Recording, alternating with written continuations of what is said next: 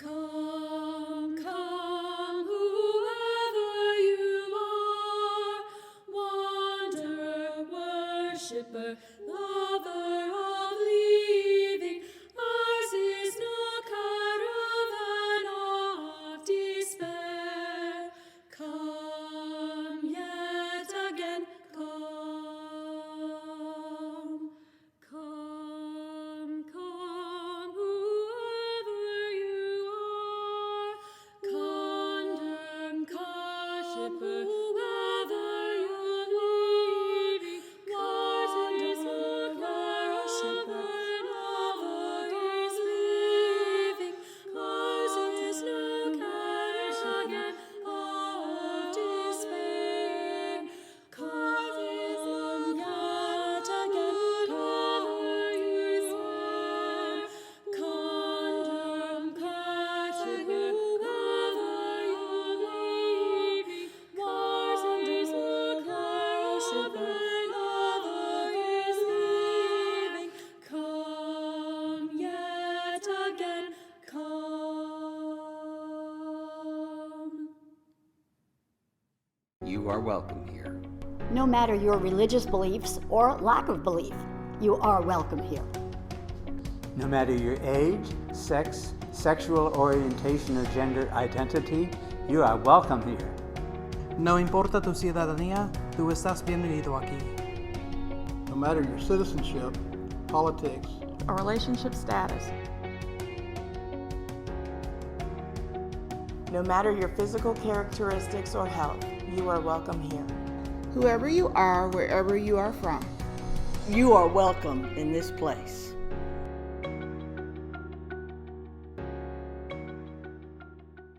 Good morning and welcome to the Unitarian Universalist Fellowship of Montgomery Online Worship for July 12, 2020. My name is Lynn Hopkins. I'm so glad that you could be with us this morning.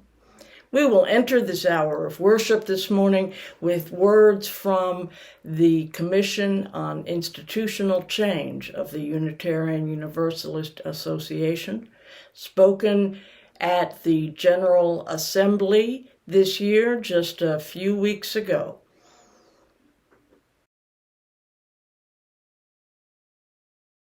Covenant and commitment, not comfort, should be the binding fabrics of UU congregations and other communities. I invite those who choose to join with me in speaking our congregational covenant. We, the members and friends of the Unitarian Universalist Fellowship of Montgomery, promise to serve our community with open minds, willing hearts, and helping hands, as we respect one another, honoring that our perceptions may differ, value our differences, working to better understand them in conflict, give joyfully of ourselves, being in harmony with our capabilities, and embrace our connections with each other, nature, the global community, and the great mystery of life. We, the members and friends of the Unitarian Universalist Fellowship of Montgomery, promise to serve our community with open minds, willing hearts, and helping hands, as we respect one another, honoring that our perceptions may differ, value our differences, working to better understand them in conflict, give joyfully of ourselves, being in harmony with our capabilities, and embrace our connections with each other, nature, the global community, and the great mystery of life. We will now have the Time for All Ages brought to us by Roger Burdett, our coordinator of religious education, and a couple of special friends. Welcome to Time for All Ages.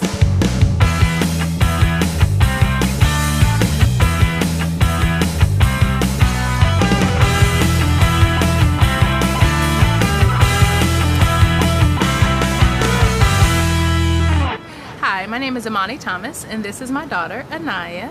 We are Simone Thomas's daughter and granddaughter, here visiting her in Montgomery today. Today we are reading an excerpt from Vernon Johns, Father of the Movement, by my mother, Dr. Simone Thomas. We are reading an excerpt from chapter 6, titled Going Deeper South.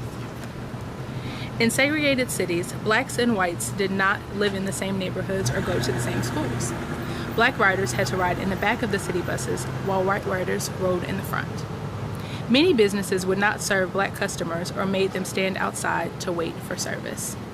Companies that had both black and white employees kept them separate and paid blacks less for doing the same work. In most places of business, blacks were required to follow special rules: use the back door, sit only in the colored section, use the colored restrooms and water fountains. Blacks also could not vote. This meant that they had no influence on who would become mayor, sheriff, congressman, or governor. Only whites were allowed to choose the leaders who made the laws, so the lawmakers protected whites. In Montgomery, Alabama, many of the most successful black people attended Dexter Avenue Baptist Church downtown. In fact, the church is only a few blocks away from where I am right now. The church is only a few blocks from the state's Capitol building and was well known amongst both blacks and whites. Many whites used it as an example that segregation wasn't harmful after all. They pointed to the wealth and success of blacks at Dexter Avenue Baptist as an example that blacks could have good lives in the segregated South. In 1948, Vernon Johns became the pastor of Dexter Avenue Baptist. In black communities, a pastor was a very important man, a leader. He represented his congregation and his community. He was expected to behave in ways that made his church and the community look good. Johns refused to put on a show just because others thought he should. He believed that even though some black people had money, they were all still affected by segregation. While living in Montgomery, he continued to farm. He grew vegetables and set up a farm stand in front of the church, dressing in overalls and a farmer's hat and boots. This upset many church members. They wanted their pastor to behave in a dignified way and not like a common farmer. Vernon Johns was known as a powerful speaker and spoke to black churches about the wrongs of segregation. He didn't let his family participate in any segregated activities and told others that they should do the same. According to Johns, many of the people at Dexter Avenue Baptist were too concerned with impressing others and not concerned enough with making a difference. He pressured his congregation to use their resources to fight back against segregation and discrimination.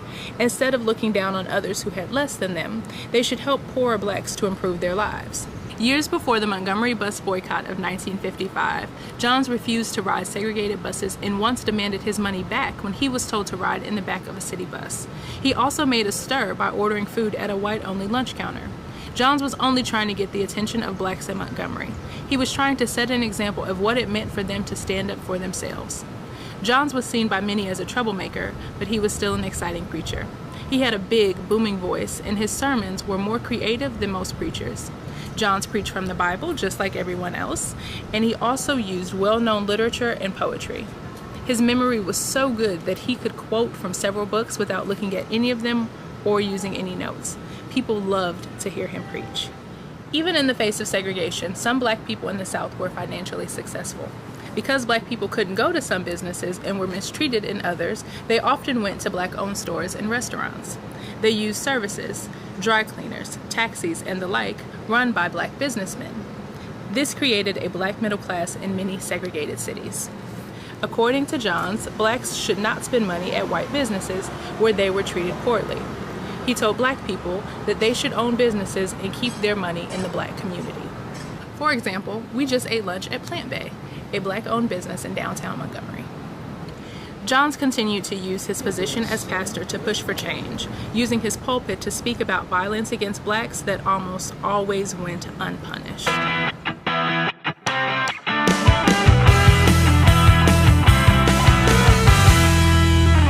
Period. In each service, we take a moment to acknowledge, to lift up and release those things that we carry with us during the week, the joys and the sorrows. So whatever is on your mind, on your heart this morning, I invite you to take advantage of that chat box adjacent to the video and just offer up whatever is you're carrying this morning. so that others may embrace you and be of companionship with you on this journey. I have a particular joy this week. I have a brand new great nephew. My nephew and his wife had a child, Theodore Spicer Hopkins, and he is a healthy little boy and quiet so far, and we look forward to the day when travel will be safe and we can be together again to get to know each other.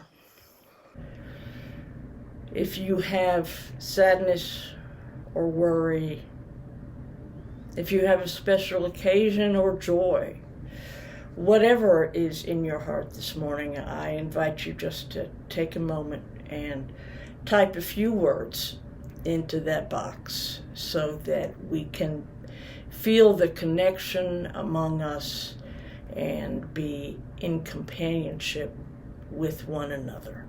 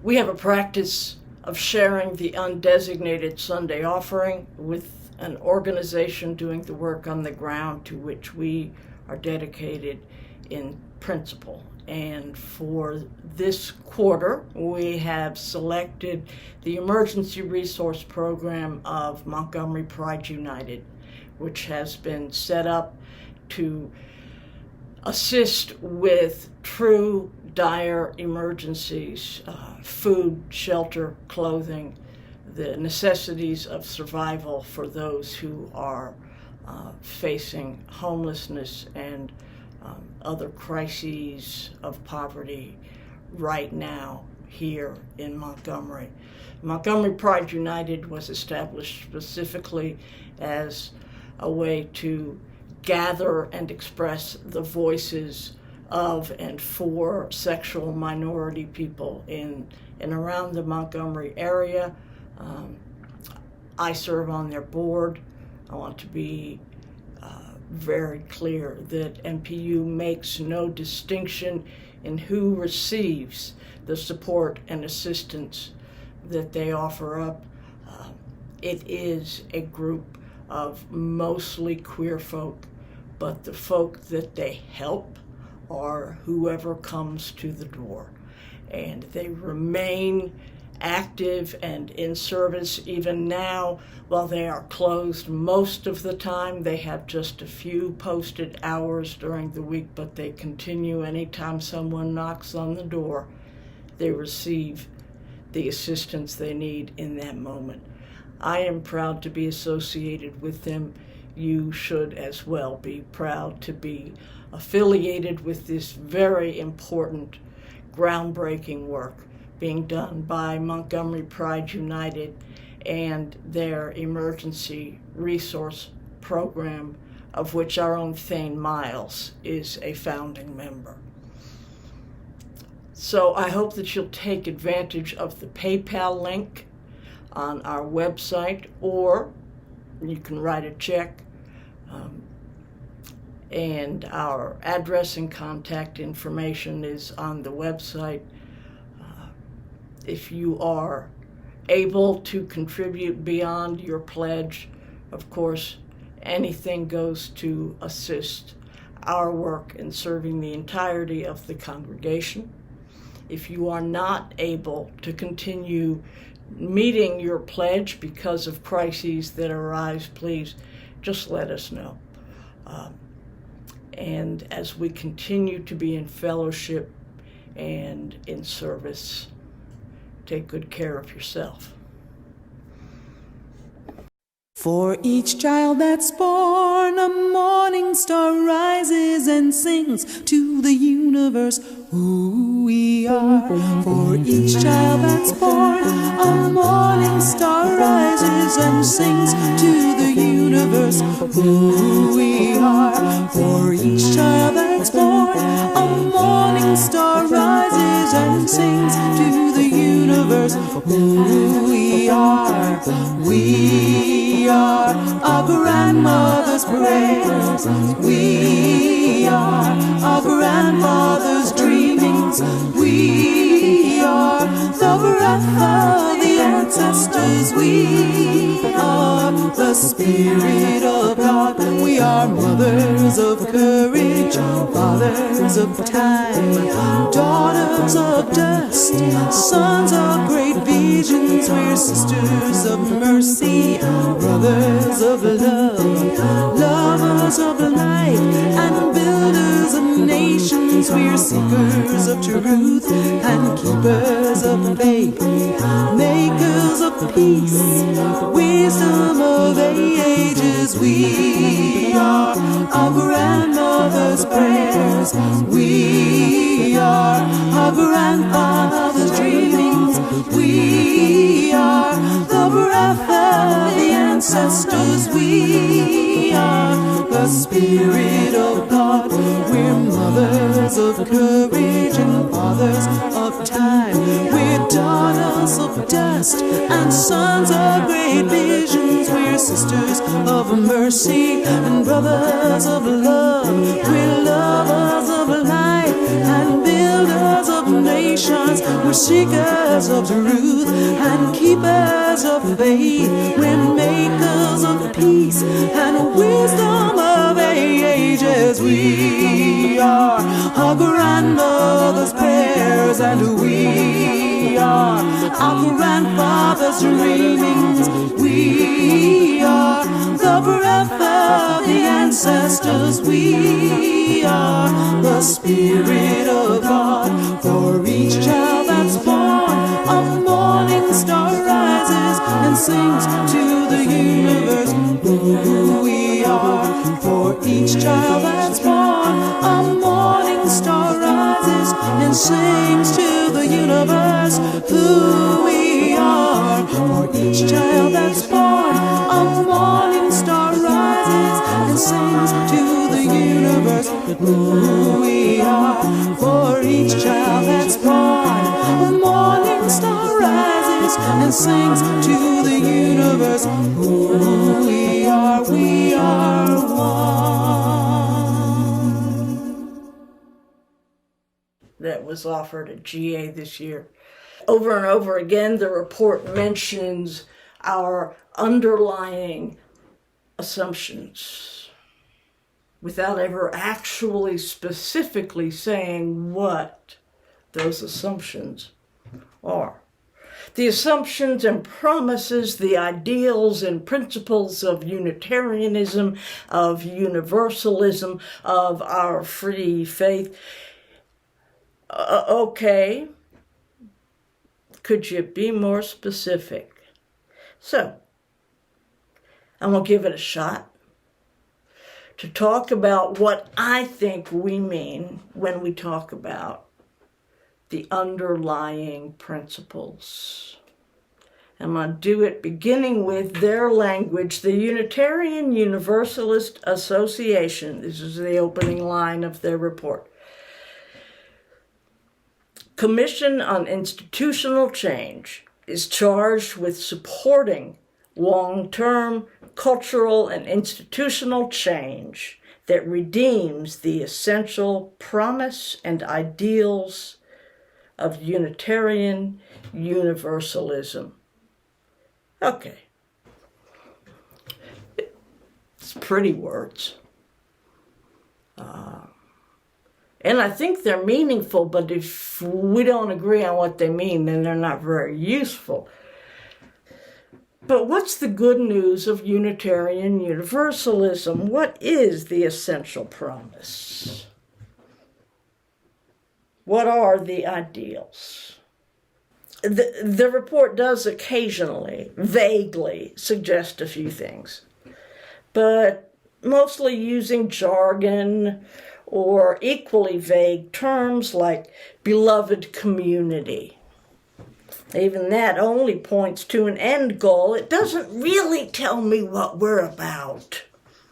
Unless you are already on board, the material in the report of the Commission on Institutional Change isn't going to do much to persuade you. It illustrates, it expands, it analyzes, it advises, it fills you in on some history and offers some ideas for the future, but it assumes you agree without actually naming what it is that you agree with. And then there is the hilarious irony. Okay, not everybody laughs out loud at irony, but I did in this case. The section entitled Theology argues that we, the Unitarian Universalist movement, lacks power and life as a movement because we can't point to and articulate our common religious ideas effectively. We don't know how to talk about the essential core on which we are agreed. Only they don't talk about it either. It's true. Unitarian Universalism requires a high tolerance for ambiguity. In order to be a part of this mess, you have to be at peace with incomplete knowledge and unanswered questions. Paradox and mystery are just part of the ride. Indeed, when strangers ask me, "What do you believe?" I like to say our main thing is that what you believe is beside the point. It's a matter of ideals and principles and how we act toward each other. Not what you believe, but what you believe in, what you think is worth working for, what you suspect might be a sort of solution even if you don't know the answer. An approach to the big problems of human existence and the suffering of the members of our human family here on earth.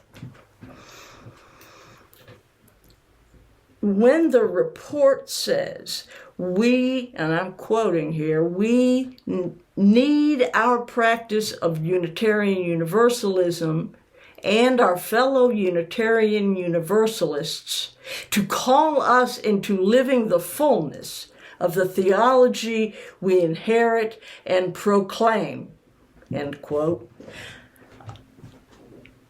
I can't help but think if we can't even say what that theology is, we can hardly proclaim it. Last week, I offered these words, which are part of the conclusion from that section on theology.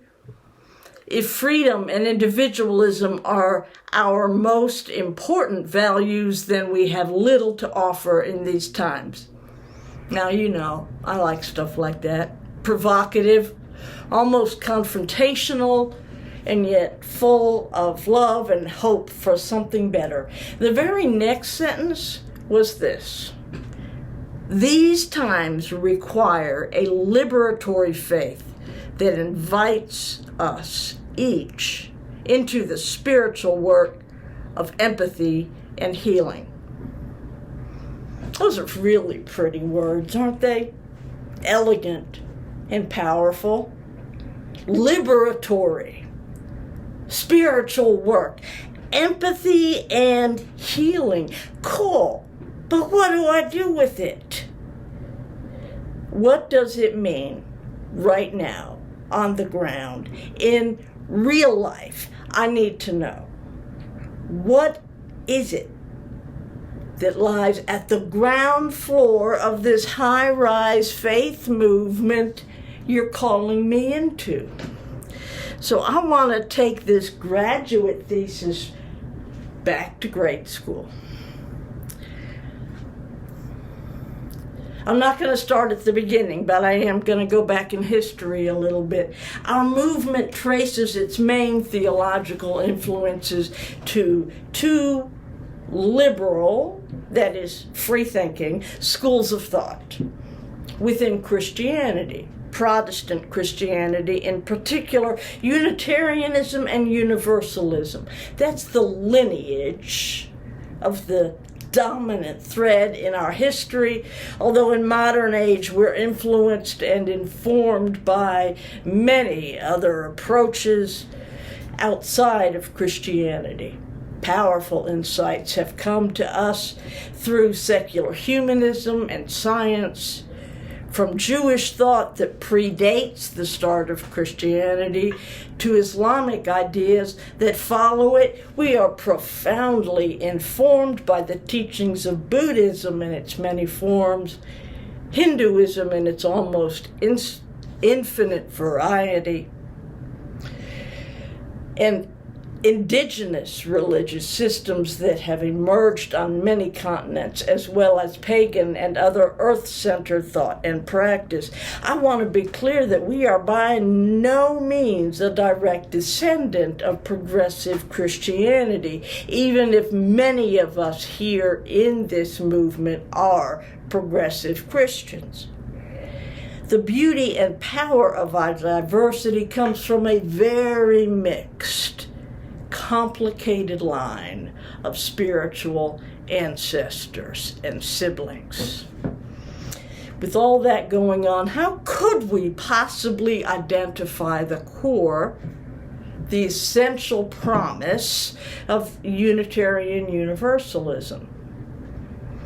Maybe it's too much to ask, but if we are in fact a unified religious movement, I need to give it a try. Unitarians. The promises and ideals of Unitarianism lie in that idea contained in its name: oneness. It was a claim of Judaism, the tradition of Jesus, of course, that God is one, not many, in conflict or competition with each other, as previous religious systems had described. One unified object of worship, one saving power, one source of life. In the ancient terminology, one God and Father of us all. And as it turns out, that's got some pretty big implications. For the ancient Hebrews, the ancestors of the Jews, it was simply a matter of their one God being bigger and better than the menagerie of gods that others worshipped. But as humanity moved beyond magical stories and turned to objective truths and scientific approaches, obviously the time for that had passed. One God meant that all humanity emerges from a single divine source. If indeed Adonai is our Father, as Jesus claimed, then Adonai is also the Father of the Koreans and the Kenyans and the Guatemalans. Keep in mind that until very late in our history, Unitarians held the story and teachings of Jesus as the best and most trustworthy source of wisdom and guidance, even if not the only one. So it matters to Unitarians that the story has Jesus showing not just willingness, but eagerness to talk with and eat with and be in company with people that the Jews of his day despised, both other oppressed ethnic and religious groups and the oppressors as well. It was a family without boundaries. It was a revolutionary idea then, far more than the people could stand, and it's a big part of the idea, of the reason why Jesus had to be killed. But it's also a sacred central truth that emerges in other religious traditions all over the world. The relatedness, the fundamental oneness of all humanity is not exclusive to Unitarianism, but it is a central theme. We are all one. Nobody gets left out of this family. Samaritan lives matter. Syrian lives, Masorete lives, Roman and Greek lives, Semitic and Black lives matter. It's not a new idea, and it's one of our underlying principles. Through time, as scientific investigation takes hold and the Enlightenment becomes part of our history, Unitarians understand religion not as separate and apart from the material world, but bound up in it. If the divine source is responsible for human souls, it is also discernible in the change of seasons, in the natural world, in sedimentary rocks, and amoebas, and distant stars. Life is one. And those who hold to a dualistic view of human souls and God in one plane, and human bodies and earth and sin in another. For those folks, this approach to science holds some real challenges. But for Unitarians, science is how the source, I'm going to call it God for the moment, just because I need to call it something. It's how God tells us about God's self. Science is divine revelation every bit as much as the whispered word spoken to the heart of the ancient prophet. But you don't have to be blessed or chosen to receive it. Science and the physical world tells us about the ultimate truths directly to each of us. God is everywhere for everyone equally. It continues to connect with and move among the people, God's own children. God ain't got no grandchildren. Every person has equal and unlimited access to truth.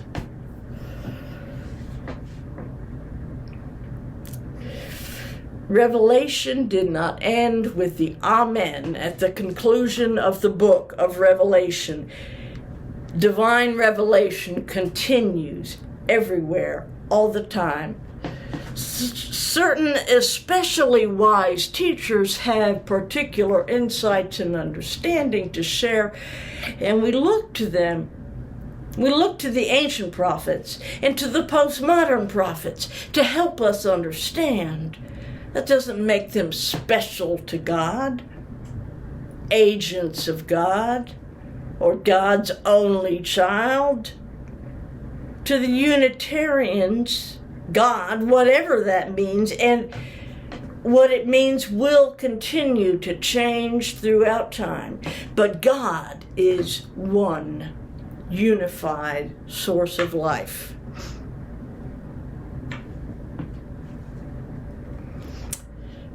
So, the underlying assumptions for Unitarians, God is one and eternal. Humanity is one and equal. Science is sacred and trustworthy.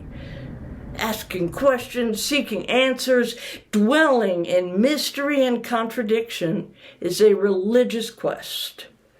Whether the questions are scientific, or spiritual, or moral, or mathematical, it's all one.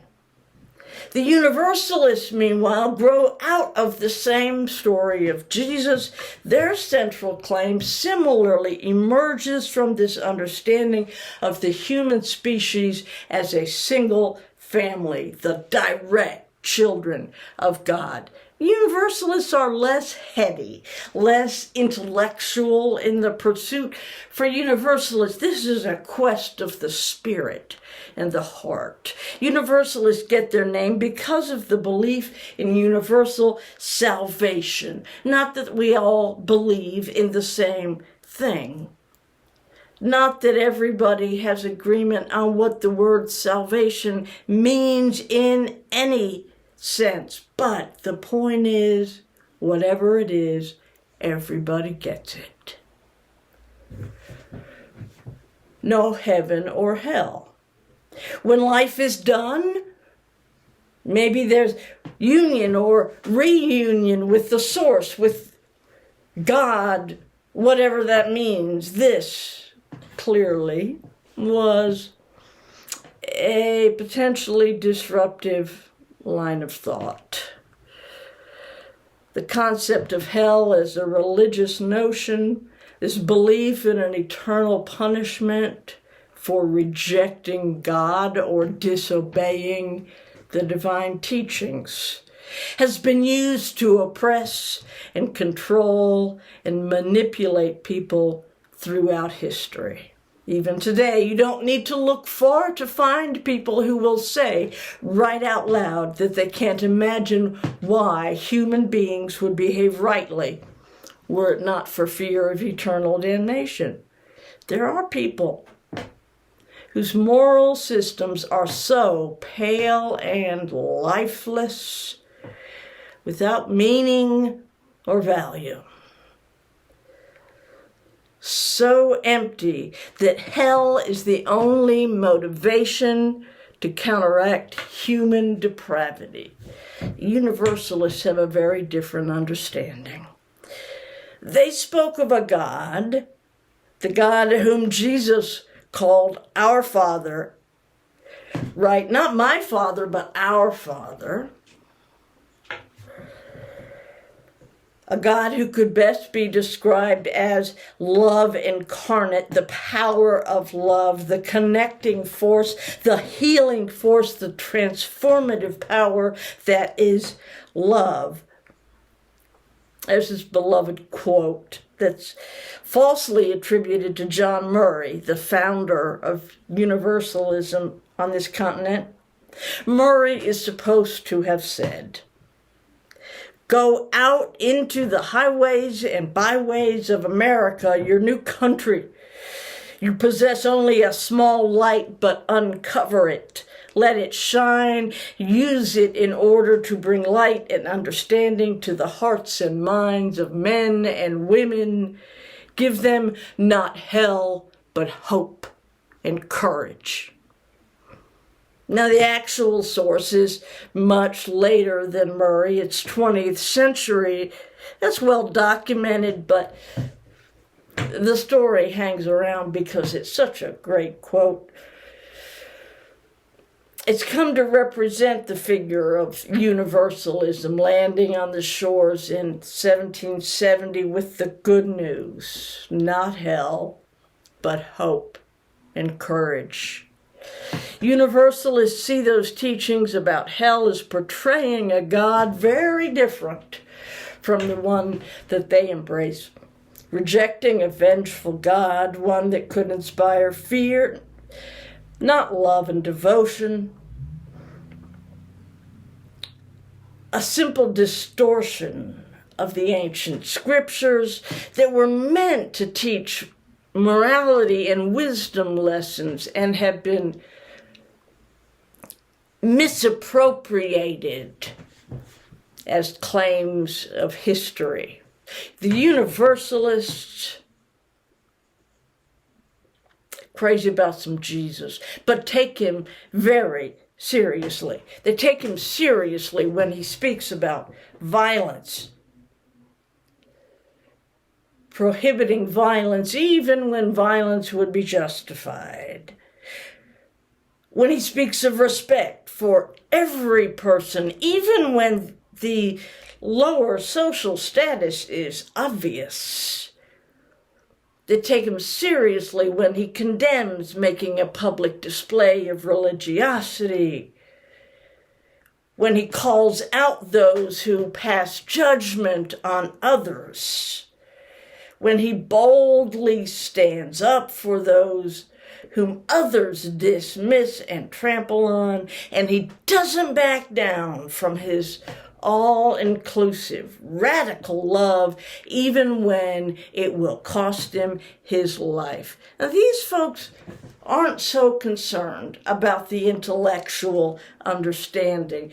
For Universalists, religion is a matter of heart and soul. They are serious readers of scriptures, but it's for deep understanding of underlying meaning.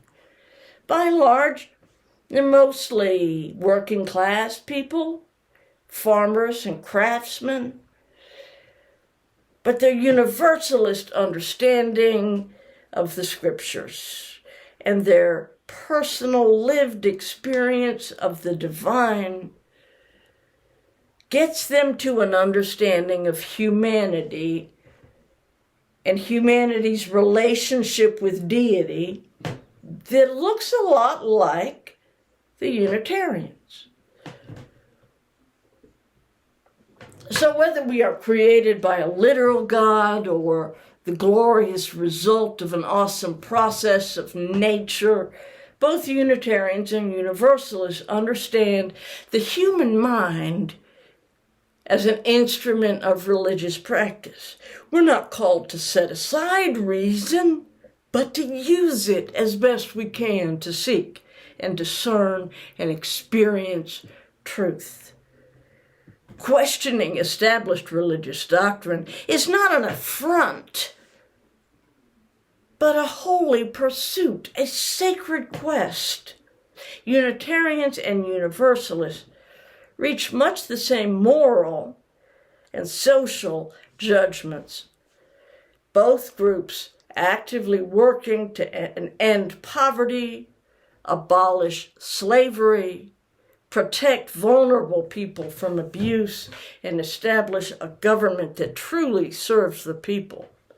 Unitarians and Universalists understand God, whatever that means, is an unknowable existence that cannot be understood or described, and our specific theological notions are not important to our religious lives. Religious truths are about our lives, how our lives impact the lives of those around us, whatever the kingdom of God might represent. It's all about us working to express the love of God and help to bring about the justice and peace that is willed for all. So there is a brutally abbreviated summary of how our two strands of UU theology developed over the previous 3 centuries. Unitarians and Universalists come with different customs and organizational practices, different cultures and perspectives, sometimes even different priorities. As our history continues to mature, remember we've only been merged as Unitarian Universalists since 1961. And we will continue to welcome more diverse and sometimes unfamiliar perspectives.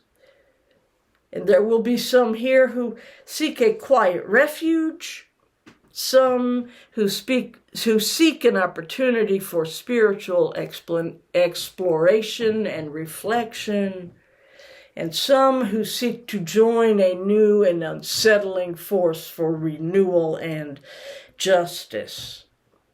We are all of those things. So what is the promise and the ideals that we inherited? What is that thing that the Commission's work is supposed to redeem? Well, here's what I get. Whatever you think or believe about God, you are included. One human family. There's a unity. It's all of us.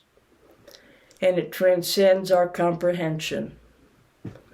Scriptures can help in our spiritual quest for truth, but they're never an end in themselves. Whether it's from a deity or the natural universe or random chance, its revelation continues, informed by science and human insight. Justice for all is the highest aim of humanity, and love for all is the purest expression of truth. We falter and we continue to seek. We fall short and we help each other rise again. We are nothing like perfect, and we can always get better. Our faith is courageous compassion and radical inclusion and hopeful struggle without end. We do all of this by entering into a covenant with each other, promising our presence, our humility, our determination, our acceptance and love, all the while receiving the same in return, whether we are alike or not, whether we like each other or not, even when our feelings get hurt, even when we have to apologize for hurting another. To borrow the immortal words of Martin Buber, a promise-making, promise-breaking, promise-renewing people. Even under these incomprehensible and often insurmountable circumstances, life is possible and love is powerful beyond all else. So we covenant with one and all. Amen.